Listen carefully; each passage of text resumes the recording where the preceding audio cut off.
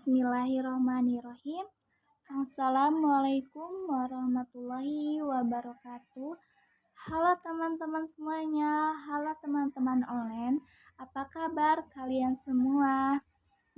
Perkenalkan, nama aku Salma Yarotunisa Hanifah, NIM 220950. Aku dari kelas RA1, Prodi PGSD, dan Fakultas Keguruan dan Ilmu Pendidikan. Tujuan dari video ini adalah aku memenuhi salah satu tugas mata kuliah Dasar Teknologi Informasi dan Komunikasi yang telah diberikan oleh Bapak Fadlil Zilil Ikram, MPD. Status aku sebagai mahasiswa semester 1. Baiklah teman-teman, pada video aku kali ini untuk mempresentasikan salah satu materi yang aku pelajari di semester 1. Apa sih materi? Yaitu media pembelajaran berbasis komputer dan strategi pembelajaran dengan TIK. TIK itu apa? Teknologi Informasi dan Komunikasi. Di sini ada pengertian pembelajaran berbasis komputer adalah pengelolaan pembelajaran dengan memanfaatkan perangkat, baik perangkat keras maupun perangkat lunak komputer. Jadi media pembelajaran berbasis komputer itu adalah media pembelajaran yang menggunakan software komputer. Bisa juga seperti suatu media pembelajaran berisi software pembelajaran yang bersifat interaktif dan terdiri dari beberapa macam tersebut. Suatu media pembelajaran berisi program software pembelajaran yang bersifat intelektual terdiri itu maksudnya banyak macam tertentu gitu. Di sini juga ada pengertian media pembelajaran berbasis komputer ya teman-teman. Jadi media merupakan alat yang harus ada apabila kita ingin memudahkan sesuatu dalam pekerjaan. Media juga merupakan alat bantu yang dapat memudahkan pekerjaan kita. Ya, seperti itu bisa membantu kita untuk mengerjakan pekerjaan seperti itu media ya, kayak seperti komputer, HP, laptop, dan lain-lain ya teman-teman. Baik teman-teman, di sini juga ada media pembelajaran dalam pembelajaran berbasis komputer. Ada internet, ada email, ada jaringan, ada desktop linking, ada digital scanner, ada digital kamera, ada software pembelajaran, ada sumber informasi. Jadi sumber informasi itu dari mana aja ya? Misalkan ya dari YouTube, ya entah dari WA, ya entah itu dari Google, ya itu intinya dari mana aja ya. Jadi di sini ada pengolahan data, ada video konferensi, ada pengolahan kata, sama sumber informasi online. Jadi sumber informasi online itu seperti kalian bisa temuin sumber informasi itu di Google, entah itu di YouTube, entah itu dari mana-mana itu ya teman-teman. Sekarang aku ingin di sini ada prinsip-prinsip pembelajaran berbasis komputer ya. Di sini prinsipnya ada 9. Yang pertama ada aktif, yang kedua ada konstruktif, yang ketiga ada kolaboratif, yang keempat ada antusiastik, yang kelima ada dialogis, yang keenam ada kontekstual, yang ketujuh ada reflektif, yang ke-8 ada multisensori, yang ke-9 ada high order thinking skills training. Di sini aku juga ingin membacakan pengertian dari 9 prinsip tersebut ya teman-teman. Jadi pertama kan di sini ada aktif. Aktif itu pengertian memungkinkan siswa dapat terlibat aktif oleh adanya proses pembelajarannya menarik dan bermakna. Jadi siswa ini gimana sih caranya biar aktif dalam pembelajarannya tersebut? Jadi kita bisa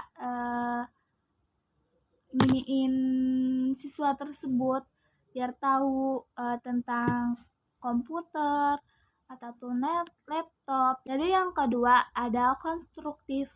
Jadi pengertian konstruktif itu memungkinkan siswa dapat menggabungkan ide-ide baru ke dalam pengetahuan yang telah dimiliki sebelumnya untuk memahami makna atau keinginan tahuan dan keraguan yang selama ini ada dalam benaknya. Jadi yang ingin tahu tentang teknologi, kalian bisa mencari tahu sendiri, bisa menanyakan kepada kakak kalian, kepada orang tua kalian. Jadi di sini ada yang ketiga. Yang ketiga itu ada kolaboratif. Jadi pengertian kolaboratif itu memungkinkan siswa dalam suatu kelompok atau komunitas yang saling bekerja sama, berbagi ide, saran, atau pengalaman, menasehati dan memberikan masukan untuk sesama anggota kelompoknya. Yang keempat itu antusiastik. Antusiasik itu apa sih? Memungkinkan siswa dapat secara aktif dan antusias berusaha untuk mencapai tujuan yang diinginkan. Yang kelima ada dialogis. Dialogis adalah memungkinkan proses belajar secara ikelit, merupakan suatu proses sosial dan dialogis di mana siswa memperoleh keuntungan dari proses komunikasi tersebut baik dalam maupun luar sekolah. Jadi mereka itu bisa berkomunikasi bukan di sekolah doang, tetapi bisa di luar sekolah juga dengan cara menggunakan handphone, dengan menggunakan aplikasi WhatsApp, Instagram, Facebook, email. Yang keenam itu ada kontekstual. Pengertian kontekstual itu adalah memungkinkan situasi belajar diarahkan pada proses belajar yang bermakna real world melalui pendekatan dan rekua problem based atau case based reality dan request. Yang ketujuh ada relektif. Relektif itu adalah memungkinkan siswa dapat menyadari apa yang telah ia pelajari serta merenungkan apa yang telah dipelajari sebagai bagian dari proses belajar itu sendiri. Ke-8. Di sini ada multisensori. Multisensori itu adalah memungkinkan pembelajaran dapat disampaikan untuk berbagai modalitas belajar. Multisensori seperti sama aja kayak tadi di reflektif, baik audio, visual maupun kinetik. Di sini yang ke-9 ya, itu ada IG order thinking skills training. Jadi apa sih itu Hiki order thinking skills training? Itu adalah memungkinkan untuk melatih kemampuan berpikir tingkat tinggi seperti problem solving, pengambilan keputusan, dan lain-lain.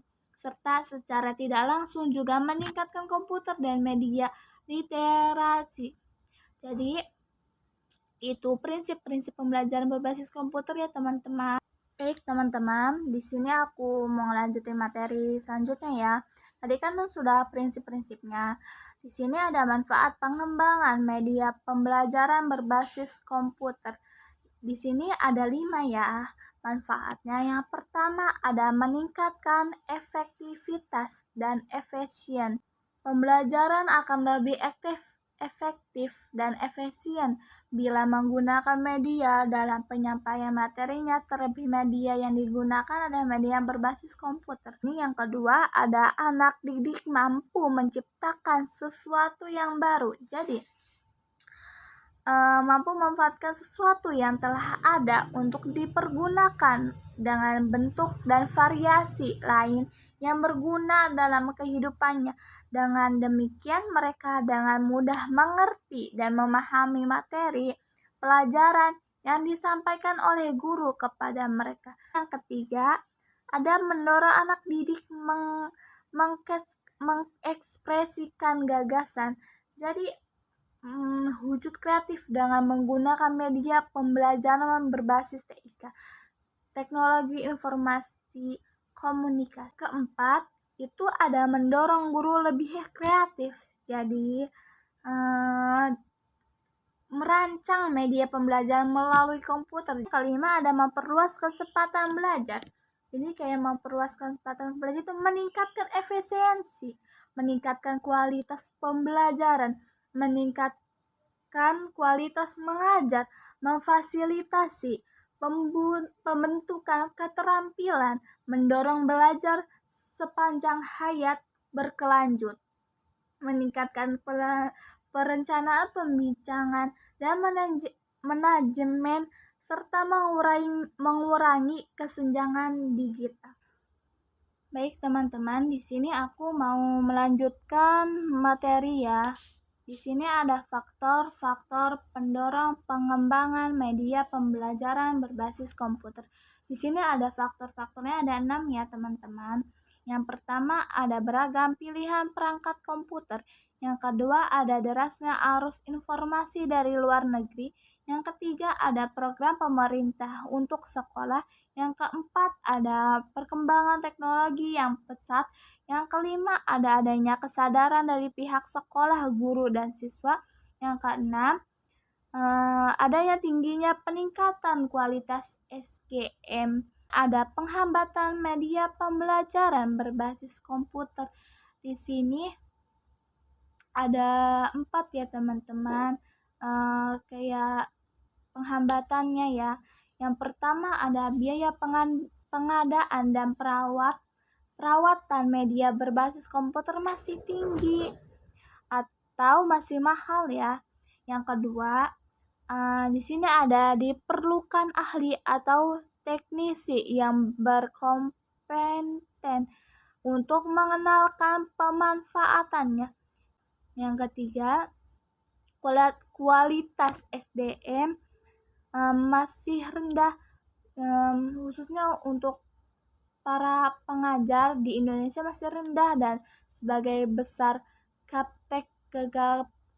gagap teknologi, khususnya media berbasis komputer yang berupa perangkat komputer, software, dan hardware-nya, dan internet. Terus yang keempat, ada banyaknya variasi pilihan media pembelajaran berbasis komputer sering menyebabkan kebingungan dalam menentukan media apa yang akan digunakan. Di sini ada tujuan mengintegrasikan TIK ke dalam proses pembelajaran. Di sini tujuannya ada 7 ya teman-teman. Yang pertama ada aktif, yang kedua ada konstruktif, yang ketiga ada kolaboratif, yang keempat ada intensional, yang kelima ada konversasional, yang keenam ada kontekstualisasi, yang ketujuh ada reflektif ya. Di sini aku mau menjelaskan pengertiannya ya. Di sini yang pertama ada aktif. Apa sih itu aktif? Memungkinkan siswa dapat terlibat aktif oleh adanya proses belajar yang menarik dan bermakna. Yang kedua, konstruktif. Memungkinkan siswa dapat menggabung ide-ide baru ke dalam pengetahuan yang telah dimiliki sebelumnya untuk memahami makna atau keinginan tahunan yang keraguan yang selama ini ada dalam benaknya. Yang ketiga, kolaboratif. Memungkinkan siswa dalam suatu kelompok atau komunitas yang saling bekerja sama, berbagi ide, saran atau pengalaman, menasehati dan memberikan masukan untuk sesama anggota kelompoknya. Di sini ada yang keempat ada intensional. Intensional adalah memungkinkan siswa dapat secara aktif dan antusias berusaha untuk mencapaikan tujuan yang dia inginkan. Kelima, itu ada konversasional. Konversasional itu adalah memungkinkan proses belajar secara engaged, merupakan suatu proses sosial dan ideologis, di mana siswa memperoleh keuntungan dari proses komunikasi tersebut baik di dalam maupun di luar sekolah ya, yang tadi saya sudah jelaskan teman-teman. Di sini yang keenam ada contextualized. Contextualized itu apa sih? Memungkinkan situasi belajar diarahkan pada proses belajar yang bermakna melalui pendekatan program based atau quasi-based learning ya. Yang ketujuh itu ada reflektif. Reflektif itu apa sih katanya? Memungkinkan siswa dapat menyadari apa yang telah ia pelajari, serta merenungkan apa yang telah dipelajarinya sebagai dari proses pembelajaran itu sendiri, kayak ya proses yang dia dapat dalam pembelajaran tersebut. Sekian dari aku. Mohon maaf apabila dalam memaparkan materi tersebut terdapat kesalahan dalam segi mengucapannya dan dalam perkataan aku. Sekian dari aku. Wassalamualaikum warahmatullahi wabarakatuh.